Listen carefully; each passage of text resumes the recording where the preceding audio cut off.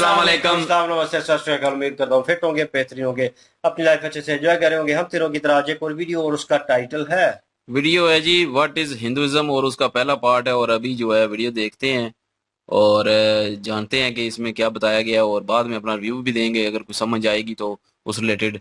तो मेरा नाम है राणा मोहम्मद अली और मेरे साथ हैं Mohammad Sameer Khokhar, Malik Saklani Iqbal. So guys let's start. दोस्तों, मैं एक पाकिस्तानी हूं और 96% पाकिस्तानियों की तरह मैं एक मुसलमान हूं।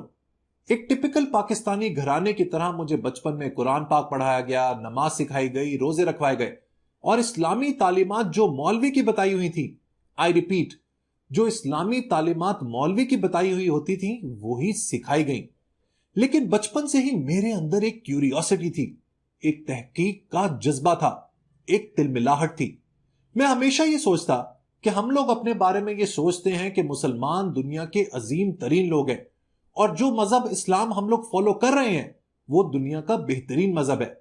अगर ऐसा है तो इसके बावजूद मुआशरा वैसा क्यों नहीं है? क्यों हमारे मुआशरे में चीटिंग है, दो नंबरी है, करप्शन है, बेईमानी है, जाली दवाएं हैं, ढोंग है, ड्रामेबाजी है, गंदगी है, मदारिस और मसाजिद के अंदर बच्चों के साथ ज्यादती है? आखिर ऐसा क्यों है? मेरे दादा का ताल्लुक बरेलवी स्कूल ऑफ थॉट से था और आपको मालूम है कि बरेलवियों में पीरी मुरीदी बहुत ज्यादा है। लेकिन ना मुझे कभी पीरी समझ आई और ना मुरीदी, क्योंकि मैं तो हमेशा अपनी जिंदगी गुजारता था इसी एक शेर पे कि खिरद को गुलामी से आजाद कर, जवानों को पीरों का उस्ताद कर। जैसे जैसे मैं बड़ा होता गया मैंने फलसफा पढ़ना शुरू किया, साइकोलॉजी पढ़नी शुरू की, तारीख को पढ़ना शुरू किया, मुख्तलिफ मजाहिब की स्टडी की, इकबाल को पढ़ना शुरू किया और आहिस्ता आहिस्ता मेरी जहन साजी का आगाज हुआ। मेरा थॉट प्रोसेस वसी होने लगा। स्पेशली फलसफे ने तो मेरे पूरे वजूद को हिला के रख दिया। और जब बिल आखिर मैंने हुजूर पाक सल्लल्लाहु अलैहि वसल्लम और कुरान मजीद का अजीम फलसफा पढ़ा तो मुझे उन सब सवालों का जवाब मिल गया जो मैंने मुआशरे के हवाले से अभी उठाए थे। मुझे अंदाजा हुआ कि पूरा मुआशरा इस्लाम और कुरान पर नहीं बल्कि मुल्ला के बताए हुए इस्लाम पर चल रहा है, जिसका कुरान की अजमत और इस्लाम के बड़े फलसफे से दूर दूर तक कोई ताल्लुक नहीं है। ना हम इबादत के कॉन्सेप्ट को समझ सके कि इबादत क्या है, ना concept of God, concept of Allah को कभी हमें किसी ने समझने दिया। ना दुआ को समझे, ना सलात के आइडिया को समझ सके तो सिर्फ भेड़ बकरियों की तरह उन बातों को जो मुल्ला ने अपनी महदूद अकल के जरिए हमें बताई। देखिए, एक बात मैं आपको बताता हूं, इनफैक्ट मैं आपको एक लिटमस टेस्ट देता हूं। कोई भी फलसफा, कोई भी रिलीजियस डॉक्ट्रीन, कोई भी मजहब, अगर आपने उसकी पोटेंसी चेक करनी है ना, वो कितना कामयाब है, कितना वैल्यूएबल है, उसके फलसफे में कितनी ताकत है, कितनी जान है, तो आपने ये देखना होता है कि जिस सोसाइटी में वो फलसफा, वो मजहब रिवील हुआ है, तो उसके रिवील होने से, उसके वहां पर आने से किस तरह का मुआशरा क्रिएट हुआ है। एक जगह हुजूर पाक सल्लल्लाहु अलैहि वसल्लम ने बकरी चराने वाले अरबी बदुओं को क्या से क्या बना दिया, और दूसरी जगह जिस ब्रांड ऑफ इस्लाम को हम लोग फॉलो कर रहे हैं मुसलमान मुल्कों में, उसका आपने टेस्ट करना है तो अपने घर से बाहर निकले, आपको बखूबी अंदाजा हो जाएगा। सो अगर तमाम सोसाइटी में बिगाड़ है तो कहीं ना कहीं तो इंटेलेक्चुअल डिसऑनेस्टी हुई है। इस इंटेलेक्चुअल डिसऑनेस्टी के बारे में मैंने बहुत ही डिटेल में आप लोगों को बताया था in my series Islam and science. उसको जरूर रेफर कीजिएगा, उसमें बहुत सी पाथ ब्रेकिंग बातें मैंने आपके साथ शेयर की हैं। मेरी इस्लाम एंड साइंस की ये सीरीज और एक reconstruction of religious thought in Islam की जो वीडियोस हैं, वो दीन इस्लाम के बारे में आपके सारे कॉन्सेप्ट्स को बिल्कुल क्लियर कर देंगी। यहां पर आज मैं आप लोगों से एक और एंगल ऑफ थॉट जरूर शेयर करना चाहूंगा। बचपन से हमारी जो दकियानूसी बेकार सिलेबस की किताबें हैं, उन्होंने हमें यह सिखाया कि जो शख्स भी मुसलमान नहीं है वो काफिर है, वो नीस्तो नाबूद हो जाएगा, वो तबाह बर्बाद हो जाएगा, वो किसी काम का नहीं है, वो तो शायद इंसान ही नहीं है। इस तरह की सोच ने मुसलमानों की सोच को बहुत ज्यादा महदूद किया है। इसने हमारी सोसाइटी को ग्रो ही नहीं होने दिया। ना हमने बाकी मजाहिब को समझने की कोशिश की और ना अपनी सोसाइटी में प्लूरलिस्टिक थॉट को परवान दी। मैं एक मॉडर्न पढ़ा लिखा इस्लामिक फिलॉसफी को समझने वाला मुसलमान हूं। मैं अकल को, इल्म को ईमान का दुश्मन नहीं समझता। मेरे लिए कुरान के फलसफे के ऐन मुताबिक खुदा की सबसे बड़ी इबादत है इल्म हासिल करना, तहकीक करना, उसके बनाए हुए राजों पर से पर्दा उठाना, उसकी बनाई हुई कायनात को समझना। यही वजह है कि अल्लाह ने हमें अकल दी है, सोच दी है, ताकि हम अपनी रीजनिंग एबिलिटी के जरिए अपनी जिंदगी को, अपनी तहजीब को आगे बढ़ा सकें। एक मॉडर्न मुस्लिम होने के नाते मेरा एक और कॉन्सेप्ट पर बिल्कुल बिलीफ नहीं है, और वो है डॉक्ट्रिनल एब्सोल्यूटिज्म।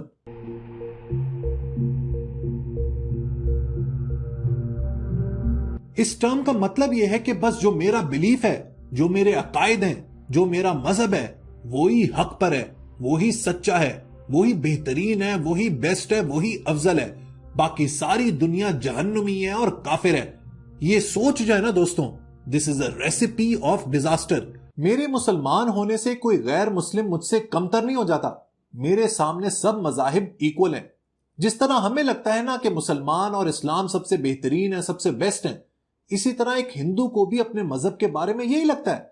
इसी तरह बुद्धिस्ट को, ईसाई को या यहूदी को मजहब को लेके कोई किसी से ऊपर या नीचे नहीं है। There is absolutely no superiority when it comes to religion. इसी सोच को सामने रखते हुए आज से मैं एक जबरदस्त सीरीज का आगाज कर रहा हूं, जिसमें मैं आपको डिटेल में दुनिया के मुख्तलिफ मजाहिब के बारे में बताऊंगा।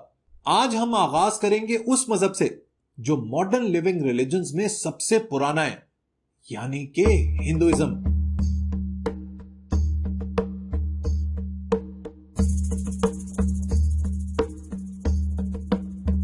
हिंदू मजहब के बारे में इंडियन हाई कोर्ट ने 1995 में एक रूलिंग दी थी, जो बड़े ही कमाल अंदाज से हिंदुइज्म को डिफाइन करती है।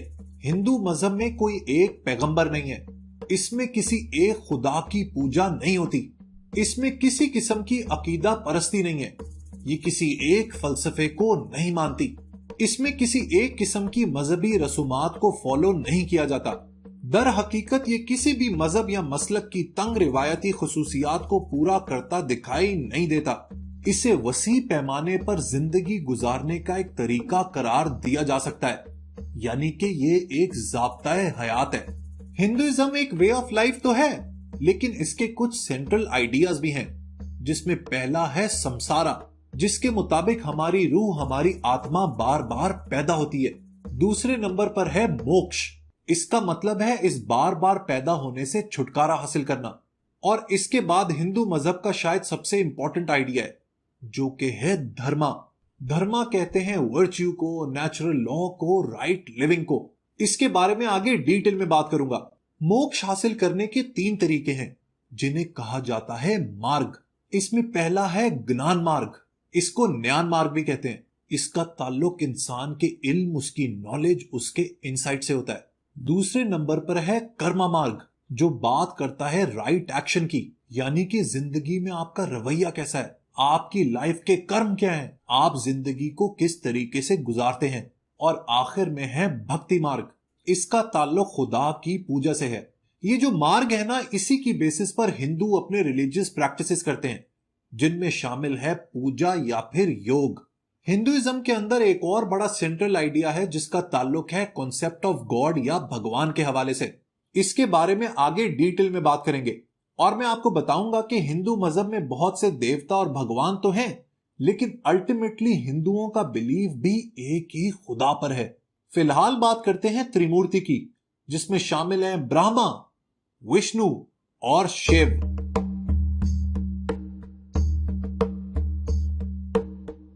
हिंदू मजहब की ऑलमोस्ट हर ब्रांच ये एक्सेप्ट करती है कि अल्टीमेट क्रिएटर, यानी कि सुप्रीम क्रिएटर एक ही है, और वो है ब्रह्मा। ब्रह्मा के बाद है विष्णु, जो कि हैं द प्रिजर्वर, और उन्हीं के साथ है Shiva the destroyer. So Brahma creates, Vishnu preserves and Shiva destroys. Brahma, Shiva और विष्णु की जो क्वालिटीज हैं, जो कैरेक्टरिस्टिक्स हैं, इसके ऊपर एक बहुत ही डिटेल्ड वीडियो बन सकती है। फिलहाल मोटा मोटा ये मैंने आपको त्रिमूर्ति का आइडिया बता दिया। अब बढ़ते हैं हिंदुइज्म की रूहानी किताबों की तरफ, यानी कि सीक्रेट टेक्स्ट। देखिए, हिंदू मजहब में जो सबसे पुराने हिंदू स्क्रिप्चर्स है ना, वो हैं 4 वेदास। ये सबसे एंशिएंट संस्कृत टेक्स्ट है, जिनको कंपोज किया गया था 1200 से 900 बीसी में। वेदास बेसिकली हिंदुइज्म में मंत्रों की कलेक्शन है, जिसमें प्रेज किया जाता है, ग्रैटिट्यूड दिखाया जाता है सन को, विंड को, अर्थ को और वाटर को। इसमें सबसे पहले है ऋग्वेद, जो हिंदुओं का मशहूर गायत्री मंत्र है ना, वो इसी में से है। दूसरे नंबर पर है यजुर्वेद, जिसमें यह बताया जाता है कि भगवान की पूजा किस तरीके से करनी है। इसके बाद है सामवेद और आखिर में है अथर्ववेद, जिसमें बताया जाता है रोजमर्रा के मसाइल का हल। वेदास के बाद 6th सेंचुरी BCE में लिखी गई फर्स्ट ऑफ द उपनिषद्स। उपनिषद कमाल का टेक्स्ट है जो हिंदू रिलीजियस फिलॉसफी के बारे में डिटेल में बताता है। इसके बाद बारी आती है 2 ग्रेट इंडियन एपिक पोम्स की, जो कि है महाभारता और रामायणा।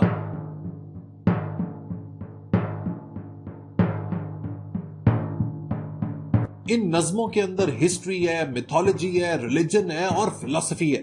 इन सब को मैं आगे डिटेल में कवर करूंगा, सो आपने घबराना नहीं है। हिंदुइज्म के बारे में यूनिक बात यह है कि किसी भी एक मजहब को हिंदुइज्म नहीं कहा जा सकता। इन प्रैक्टिस हिंदुओं को भरपूर आजादी होती है कि वो किसी भी भगवान की पूजा परस्तिश कर सकते हैं। इन इट्स ट्रूएस्ट एसेंस हर हिंदू की अपनी एक स्पिरिचुअल जर्नी होती है, जिसमें मंजिल तो एक है, लेकिन रास्ते का तयन उसने खुद करना है। वो जिस भगवान को चाहे पूज सकता है और अपनी मंजिल तक पहुंच सकता है। देखिए दोस्तों, अगर आपने किसी भी मजहब को सही तरीके से समझना है ना, तो सबसे इंपॉर्टेंट है उसके फलसफे, उसकी फिलॉसफी को समझना। क्योंकि ज्यादातर जो रिचुअल्स होते हैं वो इंसान के क्रिएट किए हुए होते हैं। हिंदू मजहब के फलसफे की बात करें तो वो बहुत ही गहरा है। हिंदुइज्म बुनियादी तौर पर इंसान की इस कायनात में पोजीशन को समझने की कोशिश करता है, और वो ये रिलेशनशिप समझता है 3 लेवल्स पर, जिसमें पहला लेवल है पर्सन टू द डिवाइन, यानी कि इंसान का भगवान के साथ रिश्ता। उसके बाद पर्सन टू पर्सन, यानी कि इंसान का इंसान के साथ रिश्ता। और आखिर में पर्सन टू हिमसेल्फ, यानी कि इंसान का अपने आप के साथ रिश्ता। और ये तीनों रिलेशनशिप्स इंसान को इस यूनिवर्सल ऑर्डर के साथ अलाइन करने में मदद करते हैं। इस फलसफे की थोड़ी और गहराई में जाते हैं। अगर मुझे हिंदू मजहब को किसी एक लफ्ज में समेटना हो ना, तो वो लफ्ज होगा धर्मा। इसीलिए हिंदुइज्म को सनातना धर्मा भी कहते हैं, जिसका मतलब है eternal order of things, truth या फिर रियलिटी। ये कॉन्सेप्ट बड़ा इंटरेस्टिंग है, जो ये कहता है कि दुनिया के अंदर इतनी कॉम्प्लेक्सिटी है, भेड़ चाल है, एक रैंडमनेस है, लेकिन इसके पीछे एक डेफिनेट अंडरलाइंग स्ट्रक्चर है। यानी कि ये कायनात किसी मकसद के तहत बनाई गई है, जिसकी वजह से इस कायनात में बहुत नज्म ज़ब्त और डिसिप्लिन है। इस डिसिप्लिन होने की वजह से ये कायनात कुछ फंडामेंटल प्रिंसिपल्स के ऊपर खड़ी हुई है। इस कायनात की बुनियादों में राज छुपा है एक सिंगल अनचेंजिंग रियलिटी का, जो कि है अल्टीमेट रियलिटी, जिसको हिंदू ब्राह्मण कहते हैं। हिंदू मजहब में हैं तो अलग अलग भगवान, लेकिन हैं वो एक ही सच्चाई का हिस्सा। They represent one single truth. Hinduism में ये जो आइडिया है ना इटर्नल ऑर्डर ऑफ थिंग्स का, यानी कि कायनात की नज्म ज़ब्त का, इसकी बड़ी जबरदस्त इंप्लीकेशंस हैं, एक फर्द के लिए और एक सोसाइटी यानी मुआशरे के लिए। देखिए, एक मजहब का काम होता है इस दुनिया के अंदर इंसान की पोजीशन को समझना, और अगर इस दुनिया के अंदर एक तवाजुन, एक बैलेंस, एक डिसिप्लिन, एक नज्म ज़ब्त हो, तो इंसान के लिए जिंदगी काफी आसान हो जाती है, क्योंकि वो इस कॉस्मिक ऑर्डर को समझ के एक बहुत ही बैलेंस जिंदगी गुजार सकता है और एक बैलेंस्ड मुआशरा कायम कर सकता है। गीता में लिखा है कि हिंदू मत सिर्फ एक अकीदा, सिर्फ एक मजहब नहीं है, बल्कि ये अकल और वजदान का इत्तेहाद है, जिसको बताया नहीं जा सकता, बल्कि इस कैफियत का इंसान खुद तजर्बा करता है, इसको फील करता है, इसको एक्सपीरियंस करता है। वो लोग जिन्होंने मेरी reconstruction of religious thought in Islam series देखी है ना, उनको अंदाजा होगा कि कितनी सिमिलैरिटीज हैं इस्लाम में और हिंदुइज्म में। इसी तरह आप किसी भी मजहब के फलसफे को उठा लेंगे ना, तो आपको सब में बहुत सी चीजें कॉमन मिलेंगी। इसीलिए मैं कहता हूं कि हमेशा फलसफे को पकड़ने की कोशिश किया करें। फलसफे की बात कर ही रहे हैं तो हिंदू आइडिया ऑफ टाइम की भी बात कर लेते हैं, जो अगेन बहुत ही मिस्टिकल और इंटरेस्टिंग है। देखिए, हिंदू थॉट वक्त को एक साइक्लिकल नजरिए से देखती है, यानी कि चक्र। हिंदुइज्म के मुताबिक ये कायनात अब तक 3 बड़े चक्रों से गुजर चुकी है, जिसमें से हर एक चक्र करोड़ों साल का है। वक्त को चक्र के नजरिए से देखने से रिलीजियस थॉट पर काफी गहरा असर पड़ता है। अगर हम मगरिब यानी वेस्ट को देखें तो वहां पर टाइम का एक लीनियर कॉन्सेप्ट है, यानी कि उनके लिए कायनात की जिंदगी में एक ऐसा लम्हा था जहां से वक्त का आगाज हुआ, यानी कि बिग बैंग। यहीं से साइंस का जो बुनियादी उसूल है जिसको कहते हैं कॉज एंड इफेक्ट, यानी कि इल्लत और मालूल, इसका आगाज होता है। लिहाजा वक्त एक सीधी लाइन में एक स्ट्रीम ऑफ रिवर की तरह आगे बढ़ता जा रहा है। लेकिन हिंदू थॉट में वक्त घूम तो चक्र की तरह रहा है, लेकिन बदलते हुए वक्त में एक अनचेंजिंग रियलिटी है। ये अनचेंजिंग रियलिटी दरअसल हिंदुओं का खुदा है, जिसको वो कहते हैं ब्राह्मण। वक्त तो साइकिल में चल रहा है, लेकिन ब्राह्मण इज टाइमलेस। ये एक ऐसी हस्ती है जिसकी गिरफ्त में वक्त है। वो किसी भी चीज को क्रिएट कर सकती है और किसी भी चीज को अपनी मर्जी से डिस्ट्रॉय कर सकती है। और चूंकि वक्त इस टाइमलेस रियलिटी के ऊपर डिपेंडेंट है, लिहाजा इसके बारे में अवेयरनेस, इसकी आगाही बहुत ही ज्यादा इंपॉर्टेंट है।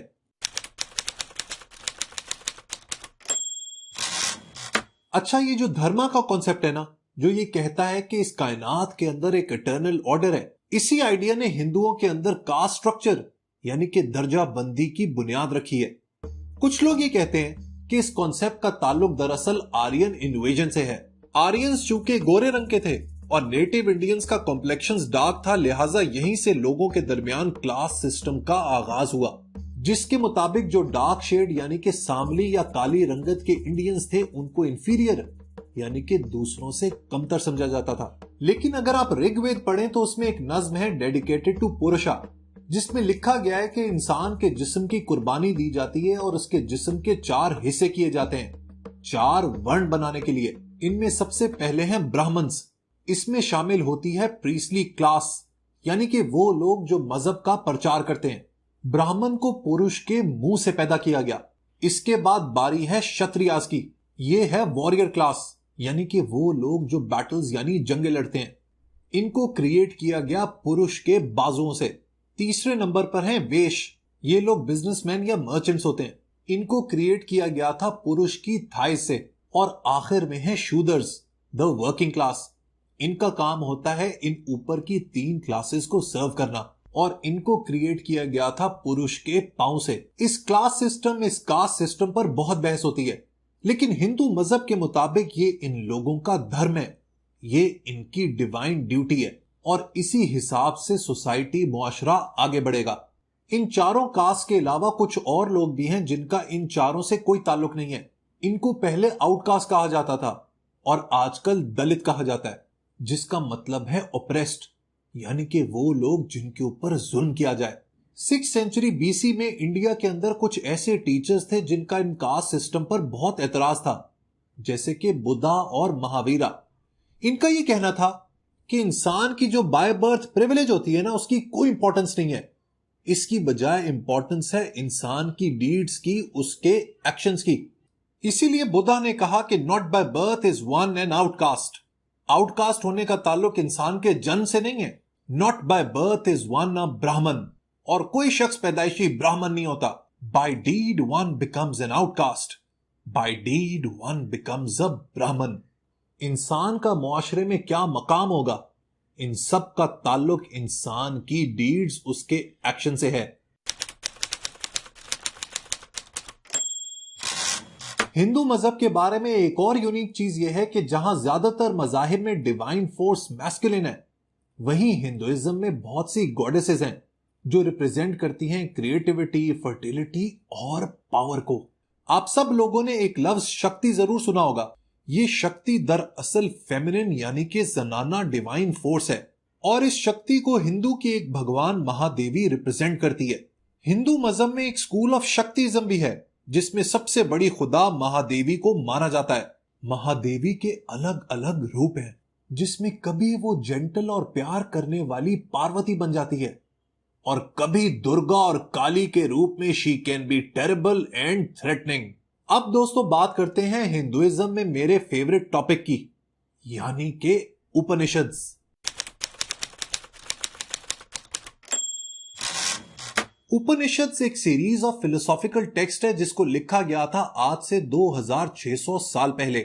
उपनिषद मुझे पसंद इसलिए है क्योंकि इसमें हायर ऑर्डर थिंकिंग है, इसमें फलसफा और इंटेलेक्ट है। यही वजह है कि उपनिषद सबके लिए नहीं है, ये सिर्फ उन लोगों को समझ आती है who are in pursuit of higher spiritual knowledge.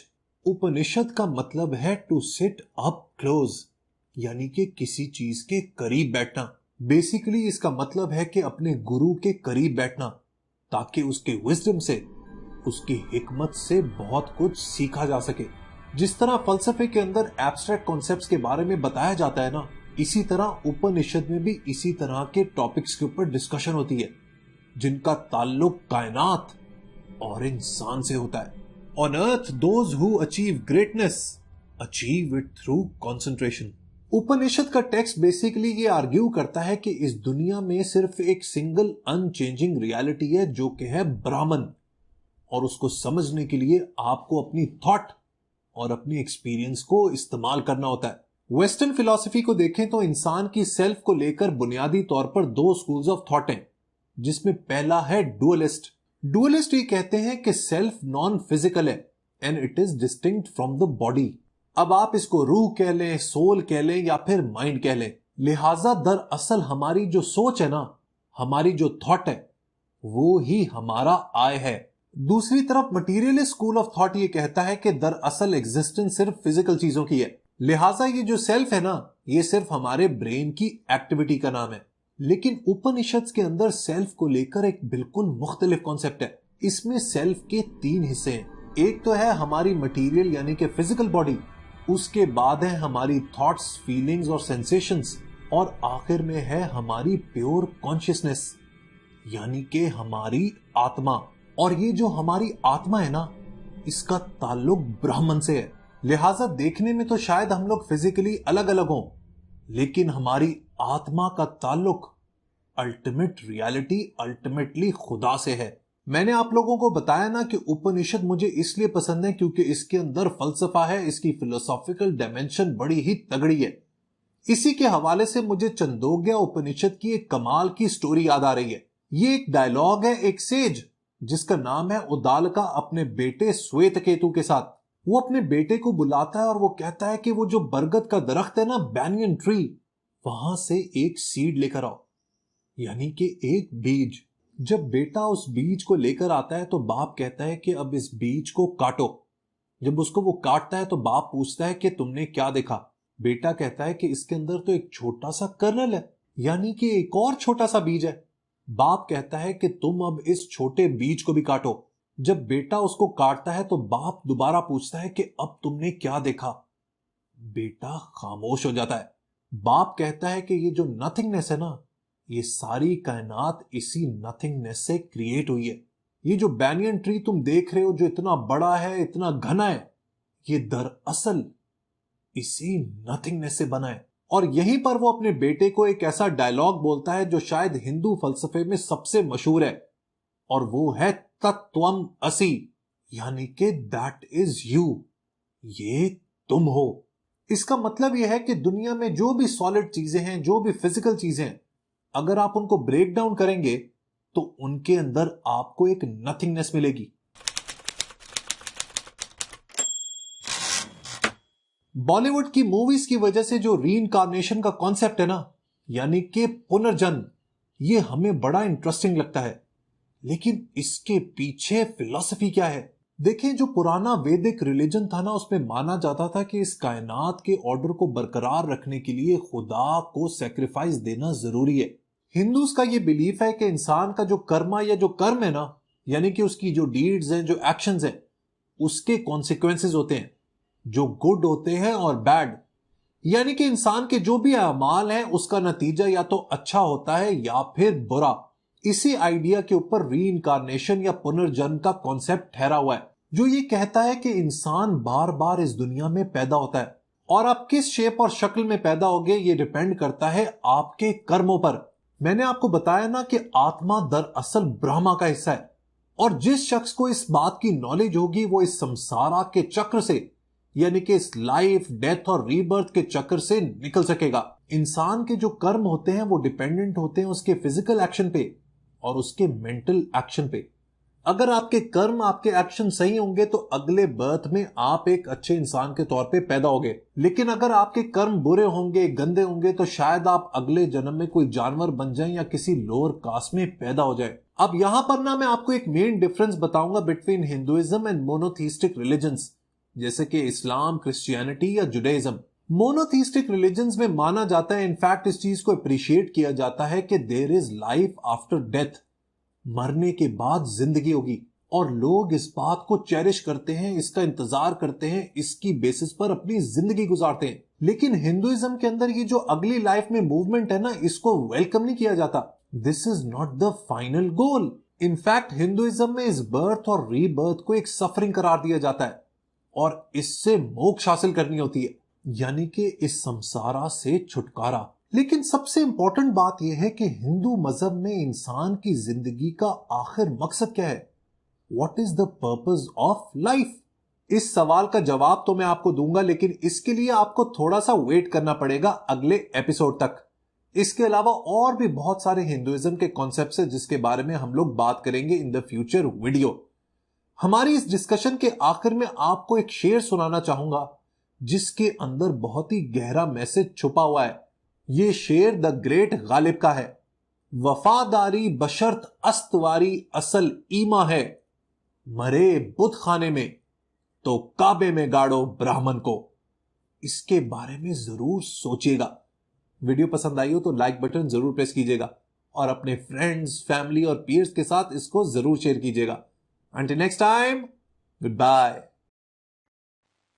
Ghalib का शेर ये बड़ा जो है ना वो गहरा है, वो बड़ी फिलॉसफी है इसमें, और वाकई ये ये लोग ऊपर वही से समझ गुजर सकते गया, हैं, नो डाउट। ये वही लोग समझ सकते हैं जो फिलॉसफी को समझते हैं।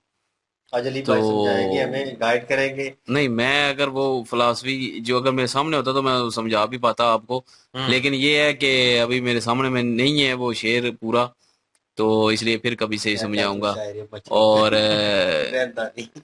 जी। ये वो कहते हैं ना, घर का पीर होला ही होता है, हम्म।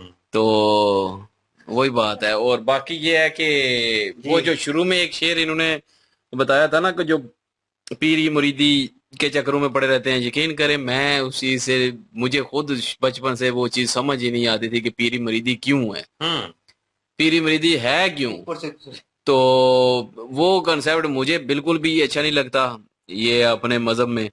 और ये जो लोगों ने खुद से वो जो इन्होंने सही कहा है, इन्होंने कहा है कि ये जो पहले जो मजहब था, जो दीन है, वो उसको ये समझ नहीं पाई। ये अपने मौलवी मुल्ला का जो मजहब है जिस हिसाब से वो समझ चुके हैं, उस हिसाब से आगे माशरे में फैला दिया और माशरा जो है बिगड़ चुका है। तो वो चीज अभी मेरी भी क्लियर हुई है, क्योंकि मुझे भी डाउट आते हैं कि यार ये कैसे है, क्यों है ये सारा कुछ, और ये क्यों होना नहीं चाहिए। क्योंकि जब कुरान पाक में है कि एक गॉड की आप जो है वो एक अल्लाह की जो है आप इबादत कर सकते हैं, तो और कोई भी नहीं।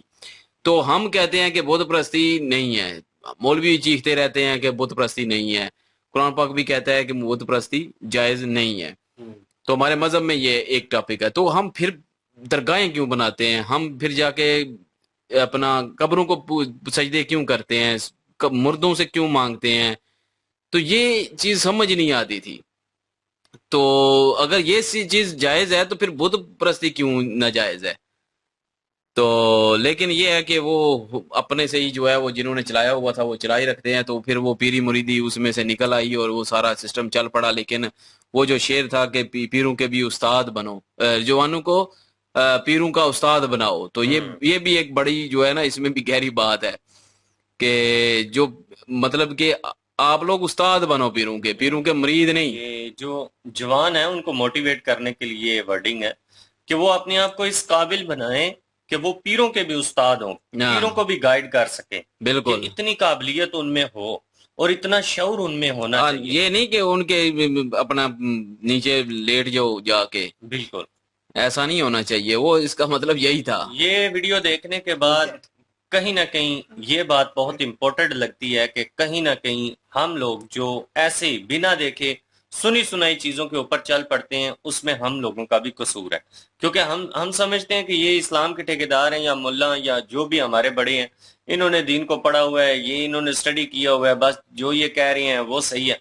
खुद सर्च नहीं करना, तो इसमें कसूर हमारा भी है और कि हम ये भाई रिसर्च नहीं ये करते। कहते हैं कि आप खुद से सर्च करोगे, खुद से पढ़ोगे, गुमराह हो जाओगे। हाँ, ये मतलब कि भटक अपनी वो जाओगे। दुकान जो है ना, जो इनकी दुकान चल रही है, उस दुकान को चलाने के लिए इन्होंने कुछ इस तरह के टिप्स लिए हुए हैं कि आम जो इंसान है वो बेचारा उनमें फंस जाता है। वो अपने तौर पर स्टडी कर ही नहीं पाता। हालांकि अपने तौर पर अगर वो स्टडी करे तो उसे पता चले कि इंसान जो है वो कितना वसी दिमाग का मालिक है। भाई और मैं खुद कुदरत ने तर्जमे के उसे, साथ पढ़ता हूँ सारा बिल्कुल, कुछ। कुदरत ने मैं किसी से इंसान नहीं को सुनता अब। बनाया है तो कितने वसी पैमाने पर बनाया है। अगर किसी भी धर्म की बात करें तो किसी भी धर्म में किसी दूसरे धर्म को डिग्रेड नहीं किया गया, नीचा नहीं दिखाया गया। और ना ही ये दिखाया गया कि वो कहते हैं ना कि ये भाई साहब जो वीडियो में कह रहे थे कि इंसान कहाँ पे स्लिप होता है, वहां पे स्लिप होता है जब वो अपने आप को सबसे अलग समझता है, जब वो अपने आप को दूसरों से बेहतरीन समझता है। और जब वो अपने आप को बेहतरीन समझता है तो फिर वो किसी की सुनने के लिए तैयार नहीं होता। इंसान को लगता है कि मैं ही अकेले कुल हूं, फिर वहीं पर वो स्लिप होता और है। यहाँ पे एक बात वही है जो पिछली वीडियो में मैंने कही थी कि हम लोग जो है ना वो कंसेप्ट जो है ना वो दुनिया में अप्लाई करने लग जाते हैं। मतलब कि हम एक किस्म के समझ लें खुदा बन जाते हैं, क्योंकि वो खुदा ने अपने हाथ में लिया हुआ। खुदा कुरान पाक में अल्लाह कहता है कि मैं मेरे अलावा अगर कोई इबादत करेगा तो उसका मतलब कि जो भी यहाँ पे सजा दूंगा, जजा दूंगा, वो यहाँ आखिरत में होगी। दुनिया में जो मेहनत करेगा, जो अच्छा काम करेगा, उसको अच्छा फल मिलेगा। तो लेकिन जो सजा है उसको हो सकता है दुनिया में मिल जाए या आखिरत में मिले। लेकिन यहाँ पे हम क्या करते हैं कि हम ये करते हैं कि एक गैर मुस्लिम है तो हम समझते हैं कि ये इसको तो मिलनी है सजा, इसको तो दोजख मिलनी है, चलो इसको हम भी जो है वो ऐसे ही करते हैं, हमें कौन सा कोई सजा मिल जानी है या गुनाह बल्कि भाई साहब मुसलमानों, अगर आप लोग गैर मुस्लिम को तंग करेंगे, जलील करेंगे, उनको परेशान करेंगे तो सजा आपको भी मिलेगी। जरूर, बिल्कुल। ठीक है, ये कंसेप्ट एक बन चुका है ना मुसलमानों का कि यहाँ पे हम जो है वो कुछ भी करें, क्योंकि अल्लाह ने अगर सजा देनी है वो बताया है कुरान पाक में, वो आखिरत का मामला है। वो आखिरत में ना मैं गया हूं ना ये गया है, ना मुझे पता है कि मैंने जन्नत में जाना है, ना इसे पता है। बिल्कुल। ठीक है, वो तो हिसाब किताब होना है, हिसाब किताब होके जाना है। तो वो समझते हैं कि हिंदू लोग या गैर मुस्लिम लोग जो है ना वो जाएंगे ही दोजख में, तो हम भी उनके साथ वैसे सलूक करते हैं। तो वो यहाँ पे आ गए, इस सोच में आके इंसानियत जाती है मर। तो दुनिया में जो है वो इंसानियत को पहले देखना चाहिए। मजहब के लिहाज से जो जो भी होगा वो आखिरत, हमारा जो ईमान है कि आखिरत में हिसाब किताब होगा, तो फिर हम क्यों खुदा बने? हम इंसान, हमको बनाया, हम इंसानियत करेंगे सबके हम साथ, ठेकेदार हैं। हम इंसानियत के साथ रहेंगे, हम इंसानों की तरह रहेंगे। हाँ, हमने एक बिल्कुल। ये बेड़ा चीज उठाया। समझ नहीं आती। हमने एक ये बेड़ा कंसेप्ट उठाया। वही ना हमारे दिमागों को जो है ना महदूद कर दिया गया है, और जिसकी वजह से हम यही सोचते हैं कि आखिरत में उनको सजा मिले, यहाँ पे भी हम देते ये हैं। कॉन्सेप्ट आपको किसने पकड़ा है? ये मौलवियों ने बताया है ना कि वो उनके साथ जो मर्जी करते रहो, वो आप जन्नत में ही जाओगे। जन्नत में नहीं यही जाओगे पे- जब तक यही- अच्छे कर्म नहीं करोगे। यही तो पे हालांकि आपके अगर पास देखा जाए तो गलत रास्ते की तरफ अट्रैक्ट करने के लिए ये एक बहुत बड़ा फिक्र है, क्योंकि इंसान के माइंड को एक गलत रास्ते पे लगाने के इस लिए तरह ये एक इंसानियत लाइन, खत्म हो जाती हाँ, है। कि वो तो खुल के करेगा। जो बुराई करेगा वो तो कहेगा कि हमारे जो पढ़े लिखे लोग हैं, हमारे जो मुल्ला पंडित हैं, उन्होंने हमें ये बात की हुई है कि आप करते फिर आपको कुछ नहीं होना। ऐसा नहीं होता। जो सनातन धर्म की बातें हैं वो बिल्कुल 100% राइट है कि जो कर्म होते हैं वो इंसान का असल इमेज होती है। बिल्कुल। वो इंसान को दुनियावी तौर पर भी शो करते हैं और आखिरवी तौर पर भी शो करते हैं कि इंसान क्या है। वो आखिर में तो यकीन ही ना करते, वो कहते हैं कि जो नहीं, बुरे एंड कर्म करेगा वो आखिरत नहीं, दोबारा जन्म लेके आएगा लाइफ किसी के ऐसी एंड शक्ल की में। बात उसके कर रहा हूँ। साथ उसमें होगा दूसरे जन्म में। लाइफ के एंड की बात कर रहा हूँ कि लाइफ का जो एंड होता है उसमें भी इंसान को पता चल जाता है कि उसने क्या किया। कुछ लम्हे इस तरह के आते हैं कि जब इंसान की लाइफ का एंड होने वाला होता है तो उसको अपना एक दफा पूरा वो सारा जिंदगी का जो भी उसने किए होते हैं रिवील होता है, और कहीं ना कहीं उसको पछतावा होता है, और वो उन गलतियों को दुरुस्त करने की भी कोशिश करते हैं जो अच्छे लोग होते हैं, वही जिनके दिल में कुछ वही थोड़ी ना, बहुत भी ये इंसानियत चीज होती है। यहाँ पे जो है वो हम भी इस चीज को मानते हैं ना, ये बिलीव यहाँ तक तो हमारा भी है, दूसरे जन्म पे हमारा भी है, दूसरी लाइफ पे। लेकिन आगे जाके थोड़ा सा आपका फेथ और हो जाता, हमारा फेथ और हो जाता। खैर हमारा रिवर्स तो नहीं है। वो एक अलग बहस है। लेकिन बात करते हैं जो हिंदुइज्म की फिलॉसफी उन्होंने बताई है। हम तो शुरू दिन से मानते हैं ना कि कोई मजहब भी जो है वो गलत राह नहीं दिखाता, और हिंदू मजहब जो है वो इंसानियत को प्रमोट करता है। हाँ, हमारा इख्तिलाफ जहाँ पे शुरू होता है वो अबादत प्रेयर के हिसाब से होता है, ठीक है, वो वहां पे इख्तलाफ शुरू हो जाता है। लेकिन अंतर कह लें, नहीं, हाँ, इख्तलाफ मतलब कि वही ना, दो मजहब में इख्तलाफ यही होता है ना, इख्तलाफ के बिना भाई मजहब होता है ना अलग। तो वहां पे जो है वो ये फर्क आ जाता है। तो लेकिन देखा जाए तो बाकी जो अपना जिंदगी गुजारने की तरीके हैं हिंदुइज्म में, बिल्कुल यार मैं कहता हूं कि परफेक्ट है, कोई शक नहीं है इसमें। इंसानियत के साथ कैसे रहना है, अपने इंसान मतलब कि इंसानों के साथ कैसे रहना है, अपनों के साथ कैसे रहना है, अपने आप के साथ कैसे रहना है, वो सारा कुछ वो सिखाता है हिंदुइज्म। ओ यार, नॉलेज के लिए पढ़ना चाहिए, हर मजहब को पढ़ना चाहिए, ये नहीं कहना चाहिए कि नहीं नहीं नहीं नहीं नहीं नहीं, नहीं और को मजहब नहीं पढ़ना। तालीम हासिल करने के लिए, नॉलेज हासिल करने के लिए आप कुछ भी पढ़ सकते हैं, कुछ भी हासिल करने के लिए आप पढ़ें, जरूर पढ़ें और नॉलेज लें, आपको पता चले कि वो उसका बात भाई साहब ने बिल्कुल ठीक ही है कि कंसेप्ट जो है वो उनका समझें, उनकी फिलॉसफी को समझें और वो देखें कि क्या करते हाँ हैं, बिल्कुल, उनमें कोई भी कौन धर्म, सी अच्छी चीज है, वो बिल्कुल अपनाएं अच्छी चीज। कोई भी धर्म है उसके फिलोसफर में जाएं, उसकी फिलोसफी को समझने की कोशिश करें कि वो मुद्दा क्या है, वो समझाना क्या चाहते हैं। असल इंसान को गाइड जो किया जाता है वो किस टॉपिक की तरफ किया जाता है कि इंसान के अंदर किन किन चीजों का होना जरूरी है इंसानी जिंदगी गुजारने के लिए। उसने अपने रिश्तेदारों के साथ कैसा सलूक करना है, पड़ोसियों के साथ कैसा सलूक करना है, अपने वालदैन के साथ उसने किस तरह से रहना है, अपने बहन भाइयों के साथ किस तरह से रहना है। ये सारी चीजें इंसान को सीखने को कहाँ से मिलती हैं? धर्म से मिलती हैं। मजहब से मिलती हैं, ये इसमें कोई शक नहीं है, ये मजहब से ही सारा कुछ आता है। और लेकिन आगे जाके लोग खुद जो है वो इंसानियत को भूल के जो है वो सिर्फ और सिर्फ अपने रिलीजन के पीछे पड़ जाते हैं, मतलब कि रब को, मतलब कि आप समझ लें कि खुदा के पीछे, रब के पीछे, ईश्वर के पीछे चले जाते हैं। ईश्वर कहते हैं कि पहले बंदों का भी ख्याल करो, अल्लाह कहता है कि पहले हकूक बाद जो है वो भी देखो और लोगों के साथ अच्छा सलूक करो, उसके बाद फिर जो है वो दूसरा साहब भी होगा। तो सबको जो है वो कैसे साथ लेके चलना है, ये हिंदुइज्म मतलब कि सिखाता है और ये कंसेप्ट है हिंदुइज्म में, और काफी सारी जानकारी मिल रही है। ये भाई साहब का समझाने का तरीका, ये बताने का तरीका बड़ा आसान है और समझ भी आ रहा है।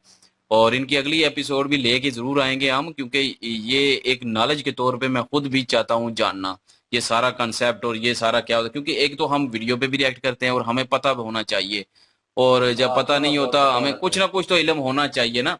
और क्या करता है हिंदुइज्म, क्या सिखाता है, कैसे सिखाता है, कौन सा तरीकाकार है इनका, तो थोड़ा बहुत जो है वो इल्म होना चाहिए। बाद में जो है अगर एक्स्ट्रा कोई मतलब कि लेना हुआ तो वो तो ज़ाहिर है बुक्स हैं वहाँ, वो तो पढ़नी पड़ेंगी, तो उससे ही आता है। लेकिन ये है कि जानने के लिए ये जो क्योंकि वे ऑफ लाइफ जो है ना, वो कहते हैं ना, क्योंकि कितने कमेंट भी आते हैं कि हिंदुइज्म एक मजहब नहीं है, रिलीजन नहीं है, वो एक वे ऑफ लाइफ है। तो उस हिसाब से भी जानना चाहिए कि वो कैसे है वे ऑफ लाइफ। तो ये सारा कुछ इसमें जानने को मिल रहा है और वाकई वे ऑफ लाइफ है, कोई शक नहीं है इसमें। नो डाउट जी, ये वीडियो जबरदस्त थी और इन्फॉर्मेशन वाली वीडियो थी, इसमें कोई शक नहीं है। और सिर्फ फेथ की बात है। और जो उन्होंने पीछे फलसफे की बात की वो बड़ा पॉइंट उनको भी अच्छा लगता है। कहीं ना कहीं मुझे भी इस चीज़ पे एतराज़ नहीं है बिल्कुल भी। क्योंकि कहीं ना कहीं मज़हब जो है वो आपको पोलाइट वे में रहने में, इंसानियत को प्रेफर करने में और इस तरह की अच्छी चीज़ें जो है उनको, क्योंकि हर रिलीजन के साथ वो मैच आउट करती हैं। किसी भी रिलीजन को आप लेंगे, उसका फ़लसफ़ा निकालेंगे तो एट द एंड आपको अच्छाई मिलेगी और एक दूसरे के साथ भलाई वाला तरीका और ज़िंदगी गुजारने का तरीका, यही सारे फैक्ट जो हैं, यही सारी चीज पॉइंट जो है वो आपको नज़र आएंगे। तो कहीं ना कहीं वो बुरे तो ना हुए, कहीं ना कहीं वो मैच करते हैं। बिल्कुल। और कई कुछ चीज़ों में अंतर है, मैं कहूँगा इन माय ओपिनियन अंतर है वो चीज़ों में। जन्नत और वो सारी कहानी को लेकर और इबादत को लेकर, आपका प्रेयर करने का, आपका चूज करने का तरीका, किसी को मानने का तरीका, तो वो इन चीजों में अंतर है, नो डाउट। वो रिलीजन है ही इसलिए अलग, इबादत के वरना लिहाज एक से ही अलग रिलीजन है। होता, वरना पूरी दुनिया में एक ही रिलीजन हाँ, होता और एक ही चल रहा होता। तो वो इन चीजों को लेकर अंतर जरूर है, लेकिन इंसानों में अंतर नहीं होना चाहिए कहीं ना बिल्कुल। कहीं।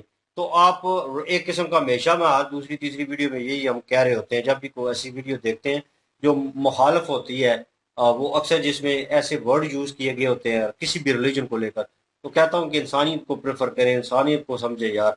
अगर इंसानियत को समझ जाएंगे तो वो क्या होता है कि आप बाहर सर्वाइव कर रहे होते हैं, तो आपको कोई इंडियन मिलता है, वो हिंदू सनातन धर्म से होगा, सिख बरादरी से होगा या और किसी रिलीजन से होगा, आपको मिलेगा।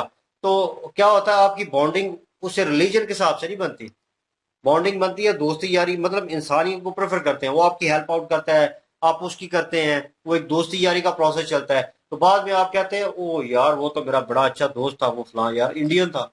आपने उससे धर्म नहीं पूछा, ठीक है, आपने क्या एक दूसरे को प्रेफर किया, क्या दिया है? प्यार मोहब्बत, इंसानियत, अपनाइयत, यही चीज है, यहीं से स्टार्ट हुआ है। और आप बाद में आपने देखा कि वो उसका रिलीजन है, तो आपको फैक्ट नहीं की वो चीज। अगर डायरेक्टली आप कहते हैं कि वो हिंदू है, वो मैंने नहीं, ये वो, तो मतलब कि आपने इंसानियत को प्रेफर नहीं किया। आपके जो मतलब मजहब है ना, उसमें ये सिखाया नहीं गया शायद, या सिखाया गया तो आपने पिक नहीं किया। तो ये चीजें बड़ी है। इनकी जो मेंटेलिटी थी ना, स्टार्टिंग में उन्होंने कहा कि मुझे वो चीजें जो है फैक्ट करती थी, कहीं ना कहीं कंफ्यूज करती कि ये क्यों है, ये क्यों है इसमें।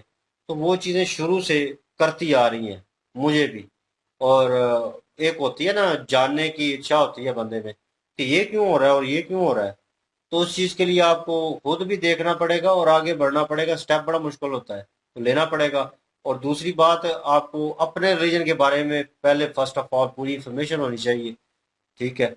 और उसके बाद आप दूसरे रिलीजन का भी देखें कि आपके रिलीजन में और उनके रिलीजन में क्या अंतर है और क्या चीज़ें अच्छी हैं। और हमेशा अच्छाई को पिक करें। वीडियो इनकी ज़बरदस्ती, नो डाउट, छोटे छोटे पॉइंट उन्होंने मेंशन किए हैं। और रामायण और महाभारत की बात हुई है, तो महाभारत तो हम कर रहे हैं, डिस्क्रिप्शन में लिंक होगी, विजिट कर लीजिएगा।